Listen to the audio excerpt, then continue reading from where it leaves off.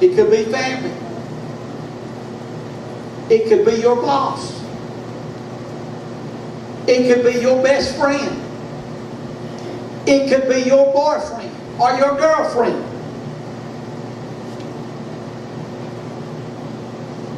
It could be your children.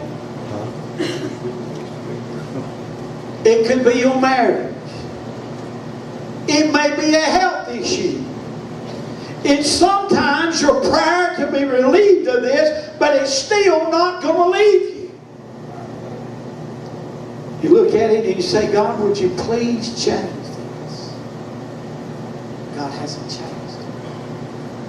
Remember what I said at the beginning, that prayer is about getting our way.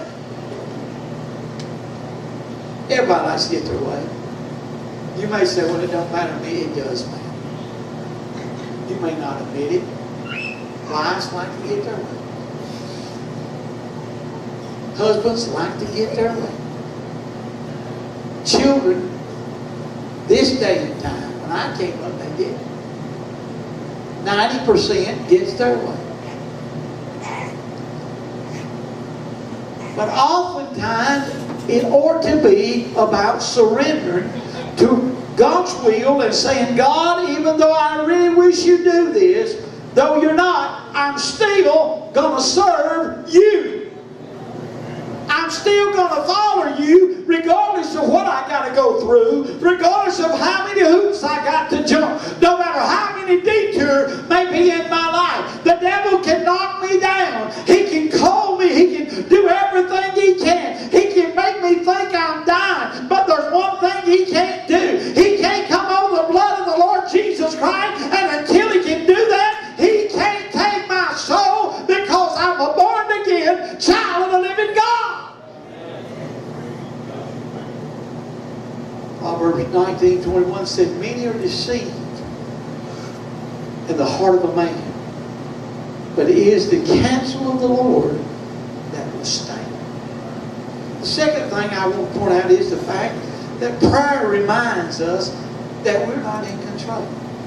If we were, we wouldn't have to pray. We're not in control. And it keeps us close to the one that is in control. Remind us, I'm not the captain of the ship. Prayer reminds us I can't control all situations. He can, but I can't. Then Paul added 3 things. He said, I plead with the Lord to take it away from me. Nobody wants to be like that. God, please, I'm begging you. I'm pleading. Take it away.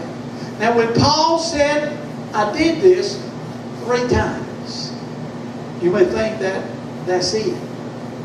3 times, you're out. Literally, Paul prayed 3 significant, not times, but 3 seasons of his life in a very intentional, focused prayer. And he asked God, take the thorn out of my flesh. Has anybody ever got a thorn in your finger? Or anything in it that's just stuck? I reached a fence yesterday and pulled back and tore my finger out. I thought I was going to bleed to death before it stopped. And it was just a scratch. Thorns, if they're not taken care of, can get infected. Have you ever had one and didn't know it till it was too late? It hurts. I was playing softball when I was younger. I broke one of my toes. When I started out running, I broke my toe.